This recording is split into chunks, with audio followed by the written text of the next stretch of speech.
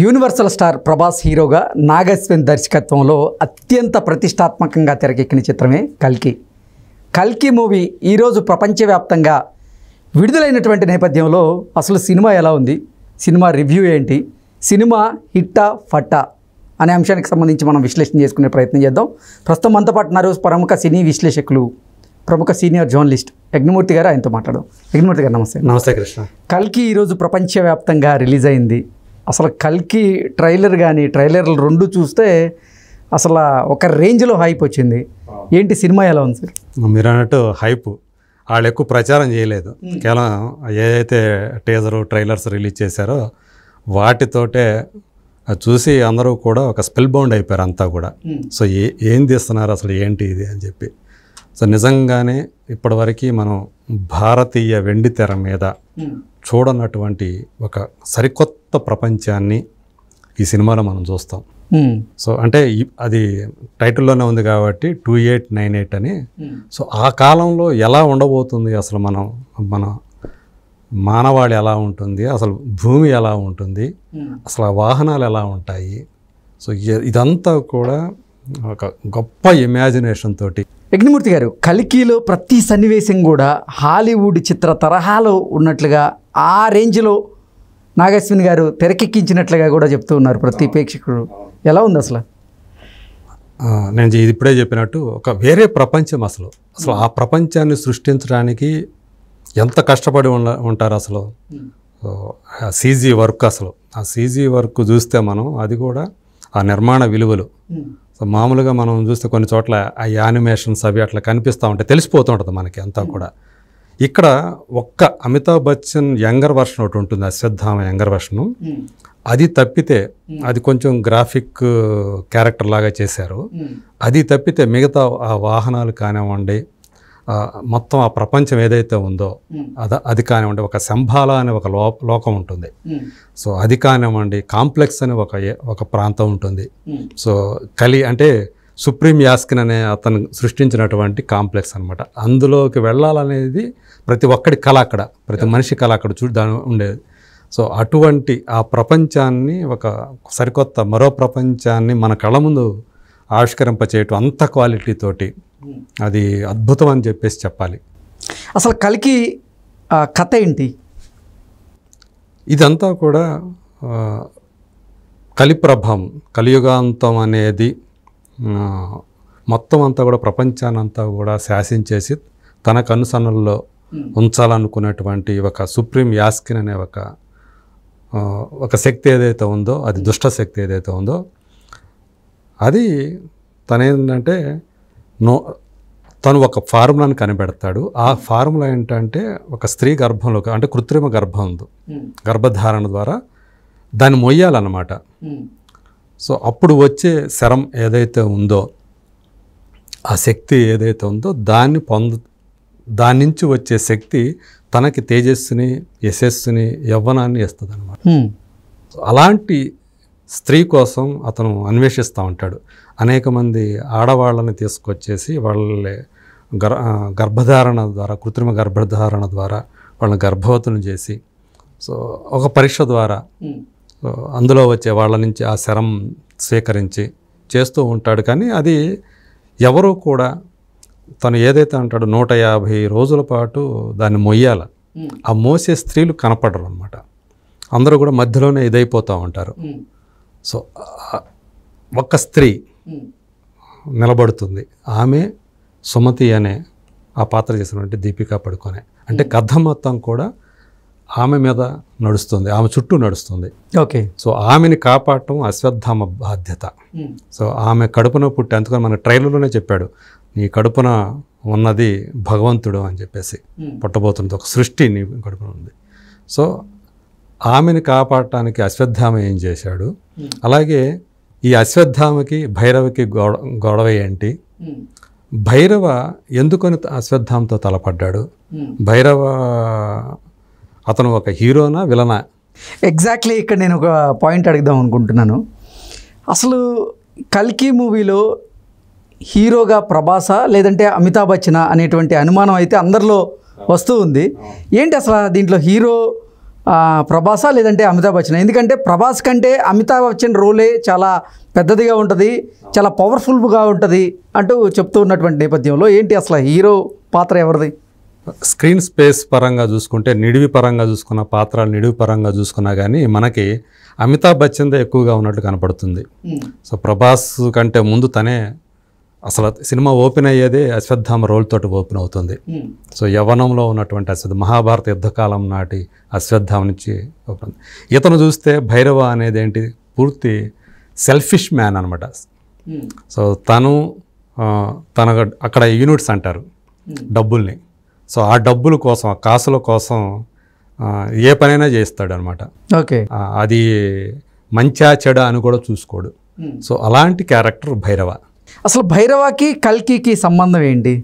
So కల్కి అనేది మనం ముందే చెప్పాను, అది అంటే ఆమె కడుపులో పుడుతున్న వ్యక్తి, దీపిక కడుపులో కల్కి సృష్టి అతను అనుకుంటే ఈ సినిమాలో మనకి కల్కి కనిపించడు. సో అది నేను ముందే క్లారిటీ ఇస్తున్నాను మీకు.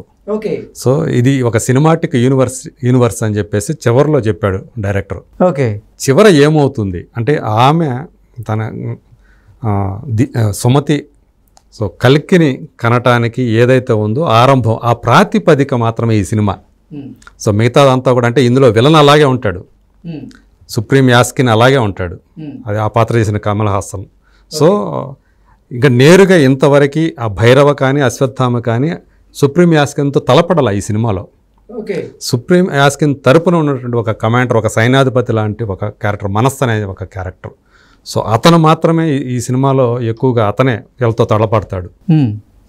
కాబట్టి మనం ఈ సెకండ్ పార్ట్లో సుప్రీం యాస్కిన్ తోటి అశ్వత్థామ భైరవ తలపడే ఆ సన్నివేశాలు మనం దాంట్లో చూస్తామని చెప్పేసి మనం ఎక్స్పెక్ట్ చేయొచ్చు. సో అందుకని కమల్ హాసన్ కూడా మనకు ఎక్కువగా ఈ సినిమాలో 2-3 సీన్లోనే కనిపిస్తాడు ఎక్కువ స్క్రీన్. అంటే కల్కికి అయితే సీక్వెల్ పార్ట్స్ అయితే ఉంటాయి, ఖచ్చితంగా ఉంది. ఇది ఒక సినిమాటిక్ యూనివర్స్. కల్కి అనేది ఒక సినిమాటిక్ యూనివర్స్, నాగశ్విని సృష్టించినటువంటి ఒక యూనివర్స్. ఖచ్చితంగా ఆ ప్రాతిపదిక అయితే ఈ సినిమాలో వేశాడు. కాకపోతే అతని ఇన్ఎక్స్పీరియన్స్ ఏదైతే ఉందో డైరెక్టర్గా, ఆ ఫస్ట్ హాఫ్లో ఎక్కువగా ఏంటంటే హీరో క్యారెక్టర్ని ఫన్ మిక్స్ చేశాడు.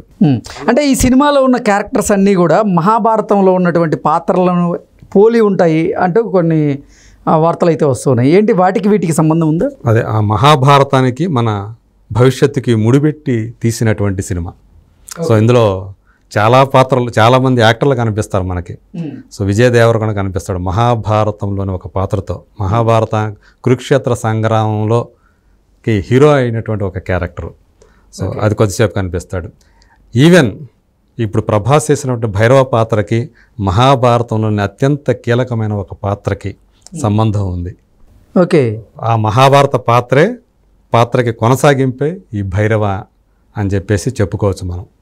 సో అట్లాగే ఇందులో రాజమౌళి కనిపించారు, రామ్ గోపాల్ వర్మ కనిపించారు, దుల్కర్ సల్మాన్ కనిపించాడు, బ్రహ్మానందం అంటాడు. బ్రహ్మానందంకి ప్రభాస్కి మధ్య కొన్ని ఫన్ ఎపిసోడ్స్ ఉంటాయి, ఫన్ సీన్స్ ఉంటాయి. కాకపోతే ఆ ఫన్ సీన్స్ ఎక్కువగా పండలేదు. అది చెప్పుకోవాలి. అది ఫస్ట్ హాఫ్ అందు గురించే మనకి స్క్రీన్ ప్లే కాస్త డల్ అయిపోయింది. అందువల్ల చాలా సందర్భాలు ఈవెన్ హీరో వచ్చిన సందర్భాల్లోనే డల్ అవటం కనిపిస్తుంది మనకి స్క్రీన్ ప్లే. ఆ క్యారెక్టర్ ఫన్ ఎలిమెంట్ వల్ల కూడా అది డల్ అయిందని చెప్పుకోవచ్చు. వేరాజ్ కానీ అదంతా కూడా సెకండ్ హాఫ్తో దాన్ని అంత మనం మర్చిపోయేటట్లు చేయగలిగాడు. ఇక ప్రీ క్లైమాక్స్ అయితే ఎక్స్ట్రాడినరీగా చిత్రీకరించాడని చెప్పుకోవచ్చు. సో ఆ వాహనాలు, వాళ్ళు విలన్స్ వాహనాలు కానీ, అలాగే ఒక ఫైట్ ఉంటుంది అశ్వత్థామకి భైరవకి, అంటే అమితాబ్ బచ్చన్ ప్రభాస్కి. ఆ ఫైట్ కూడా చాలా గొప్పగా చిత్రీకరించారు. బుజ్జి క్యారెక్టరైజేషన్ ఏంటి దీంట్లో? బుజ్జి అనేది అంటే అందులో మనకు ఆల్రెడీ ఒక క్యూరియాసిటీ వచ్చింది కదా దాని మీద. అది వాహనం, ఒక కారు. దానికి కీర్తి సురేష్ వాయిస్ ఇవ్వటం వల్ల ఇంకొంచెం పాపులారిటీ వచ్చింది. బట్ అది కూడా ఈ సినిమాలో ఒక కీలకమైన పాత్రే.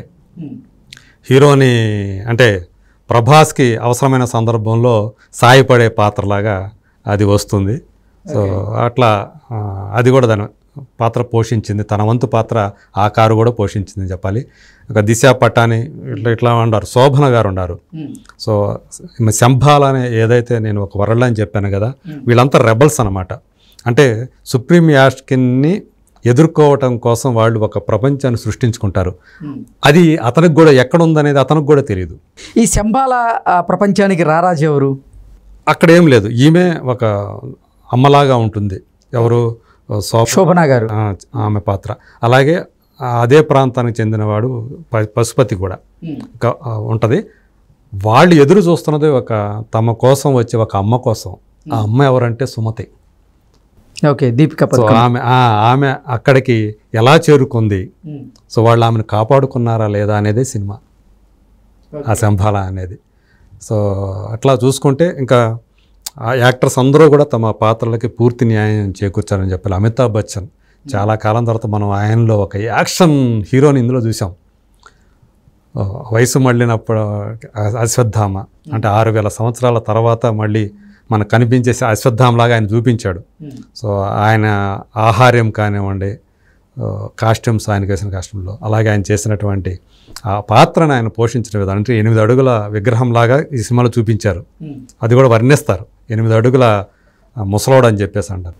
సో బ్రహ్మాండంగా చేశాడని చెప్పాలి. ఇంకా దీపికా పడుకొనె, సో ఆమె కూడా ఆ పాత్రకు పూర్తి న్యాయం చేసింది. అలాగే శోభన, పశుపతి వీళ్ళందరూ బాగా చేశారు. ప్రభాస్ కూడా.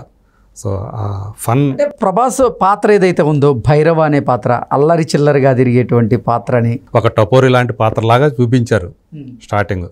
అది చివరికి క్లైమాక్స్కి వచ్చేటప్పటికి అది ఆ పాత్ర అభిప్రాయం మార్చేలాగా ఉంది ఆ పాత్ర అంటూ. ఆ పాత్ర మీద మనకు ఏంటి ఆ ట్విస్ట్ ఉంది అక్కడ? ట్విస్ట్, పెద్ద ట్విస్ట్ లేదు, బట్ తను ఎలా మారాడు, ఎందుకు మారాడు అనేది కూడా అది కరెక్ట్గానే చూపించారు. అది ఓకే, అప్పటిదాకా మనకి కోపం వస్తూ ఉంటుంది, ప్రభా ఎందుకు ఇట్లా చేస్తున్నాడు అని చెప్పేసి అతను చేసే పనులకి. చివరిలో ఆ పాత్రకి ఒక సరైన ఈ సినిమాలో ముగింపునిచ్చారు. ఆ పాత్ర ప్రేక్షకులకైతే విజువల్ ఫీస్ట్ ఉండే అవకాశం ఉందంట. 100%, మోర్ దాన్ 100%. ఆ విజువల్స్ చూసి అందరూ కూడా మనం మైమర్చిపోతాం అసలు. సో అలాగా ఉంటుంది. ఇదంతా ఎక్కువ నేను చెప్పేదంతా కూడా సెకండ్ హాఫ్లో అనమాట. ఫస్ట్ హాఫ్ కంటే ఈ సెకండ్ హాఫ్. ఎందుకు ఫస్ట్ హాఫ్ కొంచెం డల్ అయింది అని చెప్తున్నారు. ఇంకొకటి అసలు ప్రభాస్ కనపడినప్పుడే డల్ అయింది అంటూ కూడా కొన్ని వార్తలు వస్తున్నాయి, కొన్ని రివ్యూలు కూడా వస్తున్నాయి. ఎందుకలా? అందులో నిజం కూడా. అంటే ఫస్ట్ హాఫ్ అంతా కూడా పాత్రల పరిచయము, వాటి ఎస్టాబ్లిష్మెంట్ తోటి నడిచింది. అందువల్ల ఎమోషనల్ కనెక్టివిటీ ఏదైతే ఉందో అది మిస్ అయింది అనమాట. ఓకే, సో ప్రేక్షకుడికి ఆ కథకి ఉండాల్సినటువంటి ఎమోషనల్ కనెక్టివిటీ, భావోద్వేగపు అనుబంధం ఏదైతే ఉందో, సంబంధం ఏదైతే ఉందో అది మిస్ అయింది.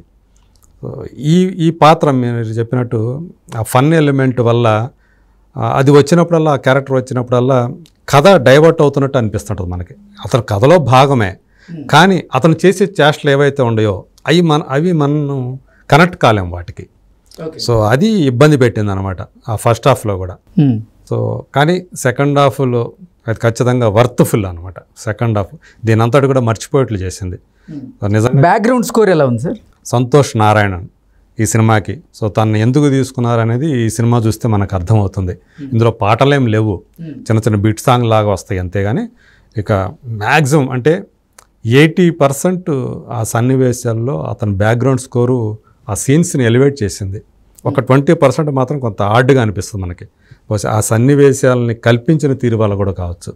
సో అది అదర్వైజ్ అతను ఎక్సలెంట్ మ్యూజిక్ ఇచ్చాడు. అలాగే ఈ సినిమాకి తెలుగు అంటే మన భారతీయుడు కానటువంటి ఒక విదేశీ సినిమాటోగ్రాఫరు, తన పేరు నాకు నోరు కూడా తిరగట్లేదు. సో అతను అద్భుతమైన, అంటే హాలీవుడ్ సినిమాలకు పనిచేసిన అతను ఈ సినిమాకి అద్భుతమైనటువంటి ఫోటోగ్రఫీ అందించాడు. కోటగిరి వెంకటేశ్వరరావు గారు అంటే తెలుగు సినిమా ఇండస్ట్రీలో మోస్ట్ ఎక్స్పీరియన్స్డ్ ఎడిటర్ ఆయన. సో ఆయన కూడా ఆ సెకండ్ హాఫ్ని ఆయన గుదిగుచ్చిన తీరు ఏదైతే ఉందో అది చాలా బాగా ఈ సినిమాని ఎలివేట్ చేసింది. ఆ ఫస్ట్ హాఫ్ మాత్రం ఆయన కనుక ఇంకొంచెం జాగ్రత్తగా ఉన్నట్లయితే ఇంకా బాగుండేది. 180 నిమిషాల సినిమా ఇది. ఓకే, సో అది ఇంకొంచెం దాన్ని క్రిస్ప్గా చేసుకునే అవకాశం ఉంది. ఫస్ట్ హాఫ్ చూసినప్పుడు మనకు కూడా అనిపిస్తుంది అనమాట. అది కనుక చేసుకున్నట్లయితే ఇంకా బాగుండేది. ఓవరాల్గా కల్కి మూవీ ఎలా ఉంది? మీరు ఇచ్చేటువంటి రేటింగ్ ఎంత? మనల్ని అంటే తెలుగు సినిమా స్టాండర్డ్స్ని ఇంకో లెవెల్కి తీసుకెళ్లే సినిమా ఈ కల్కి అని మనం చెప్పొచ్చు. ఇది ఆరంభం మాత్రమే. ఆరంభమే ఎలా ఉందంటే ఇక దీని తర్వాత వచ్చే రెండో భాగం ఎన్ని భాగాలు చేస్తాడో మనకు తెలియదు. బట్ నెక్స్ట్ పార్ట్ ఎలా ఉంటుంది అని ఊహించుకుంటేనే ఒక రకమైన గూస్ బంప్స్ వస్తాయి అన్నమాట. అలాంటివి ఉన్నాయి. మరో ప్రపంచంలోకి తీసుకెళ్లే సినిమాగా దీన్ని చెప్పచ్చు. నేను చెప్పినట్టు ఫస్ట్ హాఫ్ అనే దాన్ని మనం కొంచెం బాగా స్క్రీన్పై ఇంకా బాగా రాసుకున్నట్లయితే ఖచ్చితంగా ఇంకా మరింత బాగా జనాలకి ఇంకా అట్లా ఏమని చెప్తామంటే ఇక తండోపు-తండాలకు వెళ్తారంటారు చూడు, అట్లా తీసుకెళ్ళగల కెపాసిటీ ఉన్నటువంటి సినిమా ఇది. సో అది కొంచెం అది ఫస్ట్ హాఫ్ ఆ మైనస్ కనుక కూడా లేకుండా ఉన్నట్లయితే ఎనీహో నేనైతే ఈ సినిమాకి అవుట్ ఆఫ్ 3 రేటింగ్ అయితే ఇస్తాను నేను. సో అది ఒక విజువల్ ఫీస్ట్ కాబట్టి